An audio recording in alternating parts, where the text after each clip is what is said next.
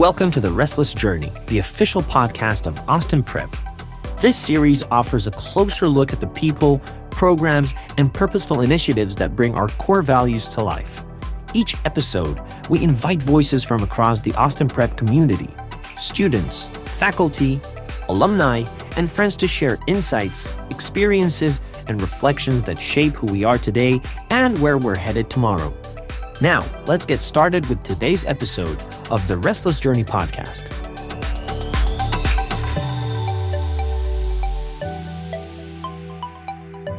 Welcome to the show. My name is Tyler Fleming, Austin Prep's Director of Communications and your host. Welcome to Mrs. Lisa Simmons, our Director of Admissions. Thank you. Thanks for having me. I can't think of a better guest for our first ever podcast. I really appreciate it. This is super exciting. What do you think of our new studio? I love it. I think it looks great. The temperature is perfect. You're comfortable? It's very comfortable in here, yes. Very good. We wanted to make you feel at home. We have a message. Welcome, Mrs. Simmons, from your daughter, Caitlin, class of 27. Yes, one of my four children. 2 alums, 2 current students. Yes, current 10th grader and a current 7th grader. Very good. So again, Director of Admissions, and you play a lot of important roles here. You're an advisor, club moderator. You've coached 3 sports at the sub-varsity level, and Yes. then also an Austin Prep parent. So looking forward to getting your perspective on all things Austin Prep, but specifically your role here as Director of Admissions. We'll get to know you a little bit as well in terms of who you are and some of the past career experiences you've had, which I think are pretty unique. But before we dig into that, I wanted to maybe give a little bit of context in terms of the studio and this initiative here. And I think it actually kind of ties in well with your role as Director of Admissions in terms of providing opportunities for students that are unique and special here at Austin Prep. A few years ago, as we kind of took a look at our communications efforts and ways that we tell our story and get the word out to the community, we kind of felt like maybe the one thing that we weren't doing or would be a great addition to our toolbox, so to speak, would be an Austin Prep podcast. We put a lot of effort into our social media, video creation. We're actually launching a new redesigned website here in the next couple of weeks. It's going to be great. It's going to be great. Looking forward to that. But the one last thing was this podcast. So again, an opportunity for us to get the word out about the good things at Austin Prep. Yeah. Also, I think it's going to be a great opportunity for our students to get involved with the production, behind the scenes, in front of the microphone and camera, and give students an opportunity to connect and perhaps even find new career paths. Yes, and it's a true testament to what we're all about here at Austin Prep, which is improving and moving forward and how we can better serve the students, right? Exactly. So it looks great in here. It So is. who put all this together? Well, thanks for noting that, because I wanted to acknowledge a few people that played an important role in making this project go. First and foremost, Susan Belanger, our assistant head of school for administration and special projects. She helped us kind of find this space, carve it out, create it with the special help of our facilities team here. PJ Malafronte, who's our special projects manager at Austin Prep, and Brad Harkins in particular, did a really great job in kind of piecing the technology part of this together. PJ's actually producing the show today, so he's Hi, here in the PJ. studio. Thanks for joining us. Also with us today is Miss Nita Bramante, class of 19, an Austin Prep alum. Yeah, she's the star of the Instagram lately. Yes, actually for prom and commencement, we've started a new little show called The Pre-Show with Miss Bramante. Yeah. And she's been Social doing really media great. gold. Ms. Yes, Bramante. and she's been doing a great job. She's our Assistant Director of Communications. But then I think, with any initiative or big project that we do here, we have to acknowledge Dr. Hickey, our head of school, and Jonathan Pollard, our associate head of school. They always have kind of the interest and the needs of our student community in mind. So 100%. anytime you put together a program or an initiative that we think is important, they back it completely, and been important in getting this project going. So thank you to all of them, and we're looking forward to this show and all the shows to come. Excellent. Great. So let's talk a little bit about your role here as Director of Admissions. Okay. It's kind of an interesting time that we're doing this show because we've really made it to the end. We have. A couple weeks ago we yes. had commencement. Last day of school for non-seniors is next week. Mm-hmm. And kind of in that time period, just over the last couple of days, kind of the culmination of your admissions year, You hosted 2 barbecues for Yes. new students and new families. So maybe tell us a little bit Sure. about those events. Yeah, so it's a super exciting time in admissions. We, as you said, we're finishing up the admission cycle for the 25-26 academic year. And as that ends, our journey will begin for the 26-27 year. We just graduated 131 students in the class of 2025. I'm a proud parent of one, yes. And that was a wonderful celebration of them. And then, as you said, we recently then had our newly enrolled middle school students here for welcome barbecues, and that was a great event. The best thing about that is the new students come in and it's their first time in Unitas in community together, where the parents are together in the dining hall and they're meeting each other, building those connections, and the kids are outside in a carnival type atmosphere, enjoying barbecue, playing games, and getting to know each other in a kind of a warm environment that's no pressure for them. So we did that for middle school and then for the class of 2029. And the special thing about that is it's our current 8th graders who are already here and have experienced Austin Prep joining with the new students who are joining them in grade 9 in the upper school. So it's that very first time that they're together as a community, as a class. So. And I think specifically those 2 events are very different in kind of the dynamic, because with the middle school event, it's all new students. Yep. They're a few years younger. So the energy is a little different. I think maybe the nerves are a little different. And then when you have the class of 29, which is the rising freshman class, is also unique because generally half or so, or maybe more, have matriculated through the middle school or at least 8th grade, so they kind of know their way around and they're welcoming new people. So it's kind of an interesting dynamic. You have one group that's completely new, Yep. and then the older group, which is a little bit of both. So I think Yeah, a little bit of both, and obviously at the eighth grade, we all know some 8th graders in our lives, and it's a little more awkward. But fortunately, we are blessed with incredible students here. So our older students are head Green Key ambassadors, and our Green Key ambassadors who are student leaders who admissions work closely with. They help us run the event, and they work to make sure that all the kids feel comfortable and that everybody is included in everything and enjoying themselves and getting to know each other. And I think the head of our middle school, Michael McLaughlin, works with the head of our upper school, Mrs. Connors. They work really closely together to make sure that our current 8th graders are ready and prepared to welcome in the new members of their class. So the event this year, I thought it was great to see our current 8th graders and the new students who will be joining them in the fall, just having a good time together and starting to build those relationships. But definitely a different dynamic. The middle schoolers, they just want to come in and see how many stuffed animals they can leave with. Upper school students, not so much. So you did mention the Green Key ambassadors that play an important role in not only this event, but a lot of your Yep. admissions efforts. Hosting families, hosting students, giving tours. And I bring that up because at the end of the podcast, I'm going to test your abilities to potentially be a Green Key, because they field a lot of questions Yes. about Austin Prep. Great. They probably get some real simple questions, and they probably get some complicated questions. So I'm going to see how well you know Austin Prep. We're going to save that for the end. No pressure. It was cool in here, but now I'll probably We start can sweating. we can pause and make sure we're ready for that. So you talked about the events last night, kind of culminating your annual admissions cycle. So as we fast forward to September, the fall, what can we look forward to in terms of new students, new classes? Yes. What's exciting as you welcome the new class? So enrollment, we have been really lucky, blessed here at Austin Prep in recent years that we've reached full capacity. So right now we're looking at, for next fall, our 6th grade class, the class of 2032. It is shaping up to be the biggest class that we've had here in grade 6, so that is really wonderful. Our grade 6 students are referred to as lifers here. It means that they start with us in grade 6 and then they stay through grade 12, and it's really special. So in the past few years, we have really tried to grow the grade 6 program and encourage families to complete the journey with us from grade 6 to grade 12.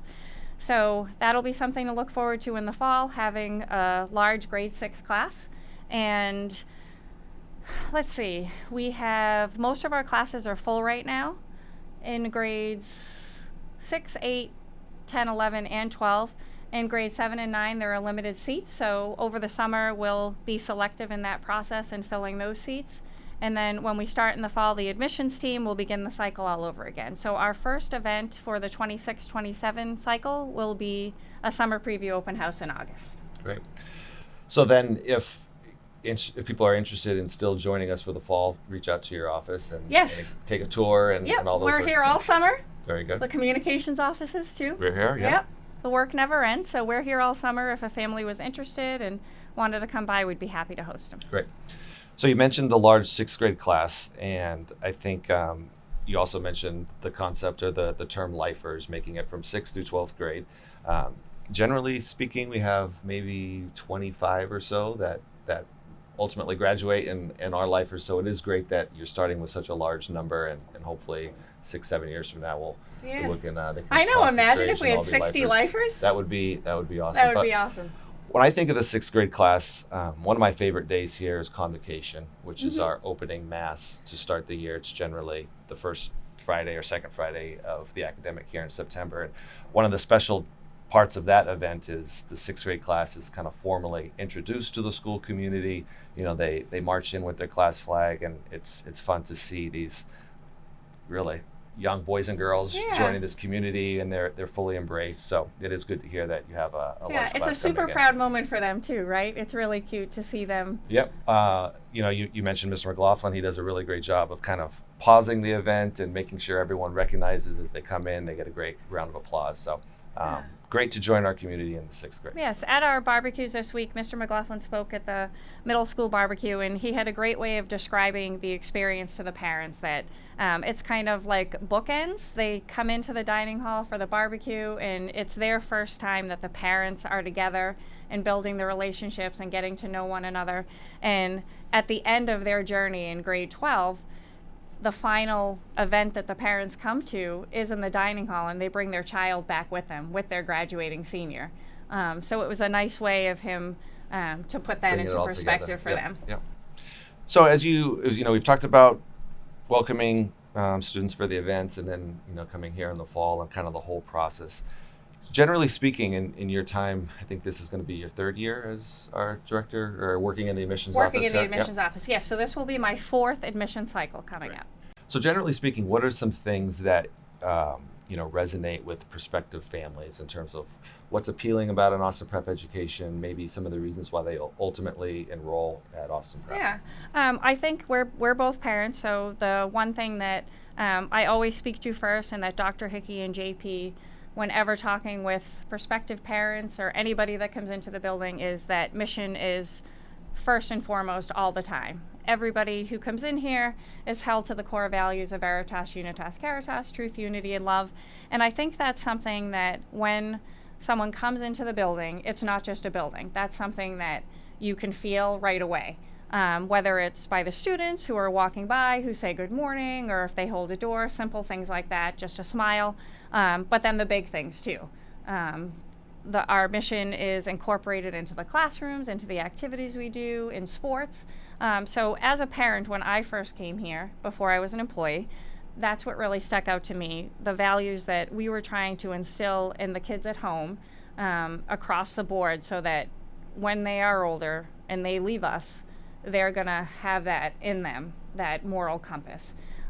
So I definitely think that is the difference here, that parents and students feel when they come in, that everybody can kind of find their place. No place is perfect, but that's the goal here, and that's something that is always being checked up on. Sure. Other things here, obviously, our academics, our athletics. An example, the podcast that we're in right now, like you said, we're always striving here to be great, not good, and to make things better. And I think that's something that we all appreciate in Dr. Hickey. He will share with the students at the end of the year that when they come back in the fall, there's going to be something, whether it's something that you can see, like the new windows that we got last year, or something you can feel, the air conditioning throughout the entire building that we greatly appreciated when we came back that September and it was in the high 90s. We were all nice and cozy in here. I think the kids were a little disappointed. Do you remember that year? It was a lot of the public schools They had that first week in September, we had a heat wave, and there was many schools that were closing for a day or two because it was in the mid 90s, and we were fortunate that we were fully air conditioned and in school. Yep, so all those little Austin Prep kids were here. It was a proud moment for the school, but yeah, I think the kids probably would have liked a few more days of summer. Yeah, a little extended summer vacation. So back to that, things like that Dr. Hickey and the leadership team always looking to improve and to make things better here. How can we better serve the students? So I think that that's something that comes across in everything that we do. Yeah, I think it is an interesting pairing or dynamic because we are very much, as you said, mission driven and mission aligned, installing values in our students and people in the community. But at the same time, we do make it a point, specifically every summer, as you noted, to take on some sort of usually pretty substantial physical facility construction project. So I know as soon as that final bell rings, probably next Friday, we have a few more windows to replace from last year's project. So I think as soon as those students leave on Friday, some windows will be coming out and new ones will be going in. So that's always exciting. Yep. So let's talk a little bit about you. Awesome. Lisa Simmons. I mean, that's why we're here. We want to learn more about you. So I think one of the things that is very interesting about you, and maybe you can talk a little bit more, is that you noted this is your fourth admission cycle, but you have had a vast career before that wasn't really connected to independent or Catholic school admission. So maybe tell us a little bit about who you are professionally and some of that career path that got you here, because it is very different, I think, than what you're doing now, but I'm sure that there's things that you picked up along the way that certainly help you in your job now.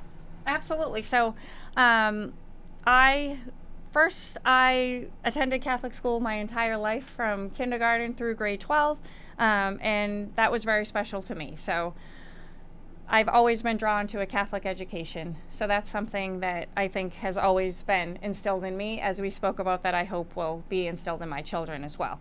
With that said, I always had an interest in broadcast journalism, print journalism. So after college, I ended up blessed that I was invited on a tour of WCVB Channel 5. The studio is in Needham, right off of 128. And I went for a tour, and while I was there, the executive producer at the time said, "Hey, do you want to take a writing test?" And I was like, "Sure."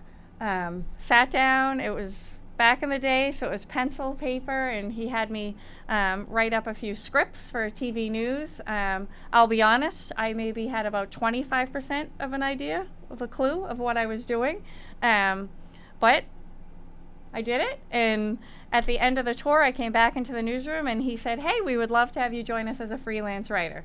So, shocked and stunned, I walked to the car, drove back to Somerville, and walked in and was like, "Mom and Dad, I'm going to work with Chet and Nat next week. This is going to be great." I wasn't as confident back then, but I managed to pull it all together, and I started at WCVB freelance. It was 2 weeks that I worked, and the same executive producer who hired me, I was working this cushy 10 a.m. to 6 p.m. shift, which was ideal for a 21-year-old. It was great. It was summer. I just graduated. 2 weeks in, I leave at 6 o'clock, get home at 6:30, and my mom says, "Jerry from the station called. He needs you to work the overnight, the eye-opener, for the next 2 weeks." 2 years later, I was still working the overnight shift. So Jerry lied. It wasn't 2 weeks, and I lost that cushy 10 to 6 gig. But it was the best thing that has ever happened to me. I worked the overnight shift on the eye-opener while attending grad school at Emerson during the day. It was great. I learned a ton. It's really a hands-on job. So I learned how to produce and a bunch of other things behind the scenes in TV news. And the reason why, this is probably answers your question in initially, instead of me rambling on, what drew me to the news and growing up, what made me want to take part in journalism was to help the public, to inform the public, to hold people accountable, and to share good news. My favorite part of the Channel 5 newscast this day is 5 for Good, and it's highlighting the good things that people are doing in our community. Obviously, we all know the news isn't always good, but I think it's super important to highlight the positive things that are happening and the differences that people are making in others' lives. So that's what prompted me to get into it. And then I worked at WCVB for 20 years full-time, and then on and off freelance when I had my 4 children. And then it came to the point where I was missing out on a lot of things with the kids. So it kind of went from this to the opposite. Now they can't get rid of me. They get to have me here every day, whether they like it or not. But after 20 years, it was an incredible career, awesome experience.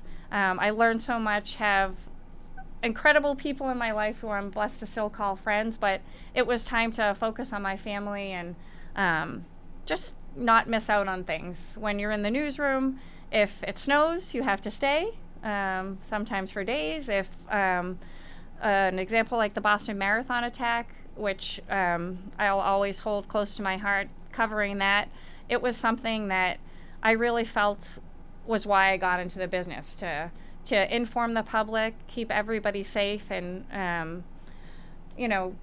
that was something that we all know brought the entire state together. That brought us all together. I mean, when has the Commonwealth ever been shut down in our lifetime?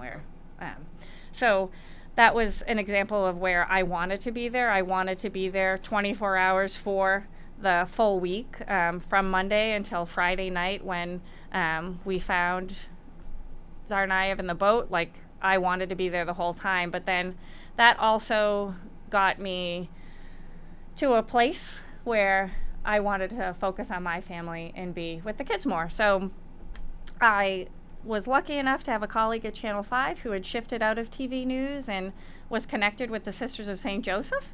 And she randomly messaged me in the newsroom one day and was like, hey, the way you live and your values and your family align with the Sisters of St. Joseph, and there's an opening for a director of communications. I think that you would be a great fit. I don't know if you want to leave the newsroom, but check it out. So I did, and when I walked in, it was similar to here at Austin Prep. I was like, wow, this is amazing. It was an all-girl Catholic school, and everybody in the building was just working to serve these young women, educate them, help them find their voice, and just grow them into confident, capable young women. And I was inspired. So I left the newsroom, I did that, and then at that time, my oldest son, Michael, was applying here, and he joined Austin Prep, and then my second daughter, Colleen, she followed. And then, you'll remember this, I was at another school, but I was at a parent association meeting, and I knew you as the cross-country coach, and you were the director of communications, and I was the director of communications at a competitor school. And I said to you, Mr. Fleming, when are you going to hire me as your assistant? And you said, What did I say? I'm not getting an assistant anytime Oh, well, soon. we have Miss Bramante now, so she beat you to it. But I think what's unique about that is maybe a month later, that Yes. conversation was in jest, I think, and fun. Yes. But A couple weeks later, you were interviewing for a role Yes. in admissions, and here you were. The admissions job was posted, and I saw it, and I said, hey, I think my skills will translate into this. They don't need a director of communications had because one, they yeah. already They had have one, yeah. the best one ever. Thank you. So I'll see what I can do in admissions. Very good. Yeah. So I think it's interesting, though, your path, because in the last few years, Austin Prep, I think, has really made an effort in hiring really kind of the best person for a position. Maybe if they don't necessarily have like a career path that, quote unquote, makes sense. Yeah. We've had new faculty members that might be kind of like a second career, or a quote unquote retirement job or retirement career. Myself, I worked my first 13 or 14 years as a professional in college athletics and higher education before I came here. So I think what's interesting is, as you go through life, you pick up skills that are important. Absolutely. No matter what it might be, that can be applicable to a current position, specifically here in Austin Prep. Is there one thing maybe that you learned from your news career that every day when you come here, you're like, wow, thank goodness I worked 20 years in the news business? Yes, absolutely. So, well, first thing, I think that what you just said about hiring people who maybe have not worked in the roles but have the skills, that's really important, right? Transferable skills. And the most important thing is Dr. Hickey will always say that mission isn't on the plate, it is the plate. And I think the one thing that all of us have in common is that we live the mission. And that's what's most important. And Dr. Hickey will also say to us often that if you put mission first, and in the decisions you make, that everything will kind of fall into place. And I think that's true. And I think that speaks to us bringing in people like myself and like you to roles that they haven't done before, but they have what it takes, and they're leading with mission, and their failure is not an option, right? Yep. I think that failure is not an option for us. Failure is not an Never. option. So I think that I appreciate Dr. Hickey and JP for taking the chance on me. And I think it's worked out. You think it's worked out? It has worked out. I mean, All right. you are the first guest on the show, so we probably would not have you if it didn't work out. Excellent. Right. But yes, so in the newsroom, I think that every day, so I was a producer, so I would put the newscast together. So that would be managing the reporters, the stories, and then putting everything in a rundown. It's kind of hard to explain unless you've seen it. I have been fortunate enough to take students twice. We've made 2 field trips to the newsroom, so that's been awesome to take them and to show them what my old life was like and just kind of introduce them to that career path. I was fortunate to accompany the group one time, Yes. and you are definitely a Channel 5 celebrity. Oh, They love you. I love them. Yes. They are my family. It is a family for you. They, Channel 5, back in the day, and some people may remember this, you will not, being a Californian, but growing up in the Boston area, Channel 5 had a bunch of promos, and it was 5 is family. And they would showcase the family that was Channel 5, the talent, to the people behind the scenes. And all these years later, it's true. Channel 5, they are my family. I go back often. And it's great to be able to welcome back the kids. But back to my transferable skills. So in the newsroom all day, the producer basically works tirelessly, sits there, puts everything together, and every day there's a deadline, right? Like when 5 o'clock comes, if the show's not ready, then what are you going to do? That's not good. Yeah. So that fast pace, like having to get everything done. When I first left news and went into the real world outside of news, people who had left before had warned me. They said, it's going to be like you're going to have to wean yourself off of that like craziness. So it took me a while. I think it was like a full 6 months before I was like, okay, I don't have to, like if Dr. Hickey asked me to do something, he gives you probably have like a couple of days unless it's urgent, and I would You mean be there's no hard 5 p.m. no, deadline? and for I'd Dr. be Hickey? like, oh, I have to get this done. So I think that was probably a benefit of having Sure. me here. Yep. I think you probably also know when I walk around, I'm like, yeah. You're hustling. Everybody's like, Yeah. you got to slow down. Slow This is down. a little ridiculous. Slow down. Mr. Driscoll, Pat Driscoll, and I, the director of athletics, likes to say that it just makes us look busy.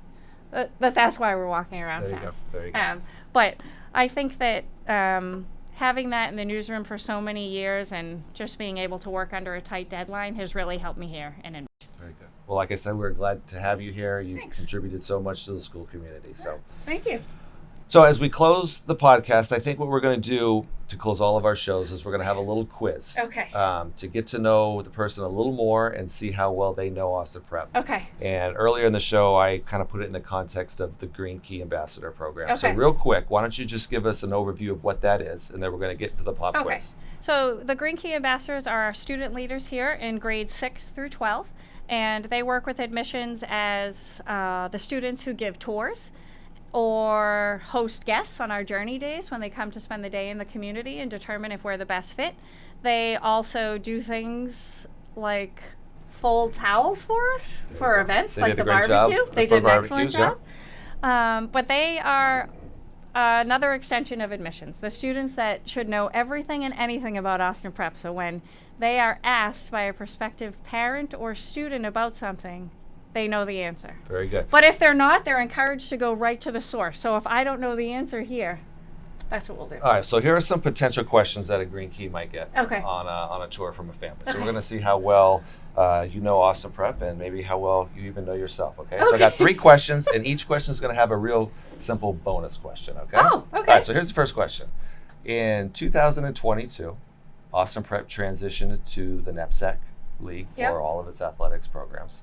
Here's the question. What was the first NEPSAC championship that was won?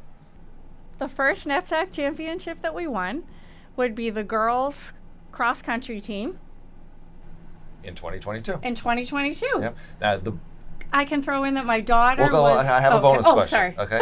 The bonus question is, who was the 7th place runner on that championship team? It was Colleen Simmons. Colleen Simmons, class Yeah. of 25, who just Class of graduated. 2025. She's probably not going to be pleased that we just brought that up. She's, Maybe not her best race, Coach Fleming. Well, she has a ring, She does. and not many people here have a knapsack ring. And I think Coach Nicole will say that throughout the season, she was consistent, Yeah. and we could always count on She her. was on the team and she got a ring. She's in the photo in the hallway. That's all that matters. She is. That's Yep. right. Yep. And she's delightful as well. She's great. Where's she going to school next year? Fairfield. She's All right. going for nursing. Very good. Yes, going to take care of me in my old age. There you go. Yeah. All right, second question. I know we value our faculty and staff. We think that our faculty is as good as it gets. And every year there's an award called The Lumen Award. The Lumen Award, and I it thought honors. that was a question. Well, we can make it the question. What is the award that we use to honor exemplary teaching and learning at Austin Prep? Okay, it's the Lumen Award. It's the St. Augustine Lumen Award. The And St. Augustine Lumen here's the Award. bonus question. Okay. This year, there was actually 3 recipients I this know year. the but first year there were 3. first year there was 3, Yeah. and one of It's a competitive pool. one of those recipients, who was it? Casey Field. Casey She's Field our was admissions one. assistant. Yeah, and then we had a faculty member. Leanne Blaze, wonderful middle school teacher. Yes, and then the third recipient. It of was the award, me. Lisa Simmons, Lumen Award winner. Lumen Award winner. Congratulations. And you know what? That Lumen Award is more important than the 3 Emmys that I have. You didn't even Okay. ask me about the Okay. Emmys. All right, I asked the questions here. All right. And you answer them. Okay, all right? right. So here's the last question. Okay, all right? last And there question. is a bonus question. Okay. Maybe we should have rehearsed this a little bit. No, there's no rehearsing. Okay. This is We have a couple recent alums who are starting their careers in local news business, local Okay. news industry. These are 2. There very well could be more, but these are the 2 that I know of. okay. Do you have any idea who these people might be? I do. Okay. Number 1, TJ Dysart. Yeah. Class He of. is class of 21. Yep. Class of 21. TJ just graduated at Marquette. Yep. And he was recently hired at a Hearst affiliate, so a Channel 5 sister station, WISN Yep. in Milwaukee. Correct. Awesome. TJ, he's pretty impressive. So when he was here, He was a He once a would love generation. this. Yeah, he was Yeah. a once in a generation type student, and he's going to you're right. have to be a guest for the podcast. He should probably be Yeah, a guest. he is- He's very good. He ran APS Media, yes, when He was a here? part of APS Media. Yeah, it was great. Yeah. As a prospective parent at the time, I remember watching everything and pretty impressive. He was very good. The second alum, The second alum would be Tyler Walsh. 2018. 2018. And he works at the WCVB Competitor. Yeah, I knew that this was. I'm still happy for him, Yeah. but he's an NBC 10 boss Yes. And as a producer, yes, which is he's Similar- a hard worker. Similar to Yeah. what you did as a producer. Yep. Which leads me into the bonus question, which you kind of stole. In 2014, 15, and 17, Wow. the local Emmy for top news producer went to who? Me. There you go. So Yeah. you have It was great. Can I tell a funny story sure. about that? Yes, you can. So, you might know this about me. People probably think, "Oh, she's loud," but I really don't like attention. I'm a little nervous, right? A little nervous here. So the year that I was nominated for Best Producer at the New England Emmy Awards, I didn't go. I was like, they needed producers to fill in. It's a Saturday night. It's a beautiful gala in the city, and I was like, I'm not going to go this year. So I filled in, and I produced that Saturday. I produced the 5 o'clock hour, and then I went home. And they had just started live streaming events, so it was on Facebook actually. Like that was the thing. So the Academy Natus was streaming it on Facebook. And I got home, and as a mother does, put on a bathrobe. I love a good bathrobe. Another fun fact. There you go. Put on a bathrobe and had some macaroni and cheese, an adult beverage, and I put the live stream on, Yeah. and I was kind of in and out. And then the category came up, and they said Lisa Simmons. I screamed. No one in my house cared that I screamed. No one was concerned. And then my oldest son was downstairs, and I screamed again. The news director at the time, Paige, she accepted it for me. And then my husband and my daughter Colleen were out. I ran into the street and I was like, guess what? Bathrobe and all. And it fell flat. So that was the moment. Yeah. Yeah. Did the second and third Emmys go better? So that was the third. The first it. two, the first one was awesome. But, and I know I'm rambling on. But your third Emmy was Old Hat, probably. No, it wasn't Old Hat, but maybe I was just nervous and wanted to be home in my bathrobe. Who likes to lose? Not us. Not us. Not us. So no one here at Austin Prep likes to lose. But to summarize the quiz, in your family, you have a NEPSEC championship ring, a Lumen Award, and a whole bunch of Emmys. So yes. That's really great. This so is great. Congratulations. Thanks. How do you like being on this side of the camera? I don't. I hate it. All right. Yeah. Well, you did a great job. So did you. Thank you. Maybe Mr. Malafronte will let me help out producing. Yeah, maybe we'll see how his production goes. We will. If it's not Emmy worthy, we have an Emmy. We'll let Miss Bramante decide. Yes. Very good. Well, thank you very much. Well, this thank was great. you so much. You're welcome on the show anytime, and we can't wait to see all the great things you continue to contribute to our school community. Thank you, Mr. Fleming. Thank you.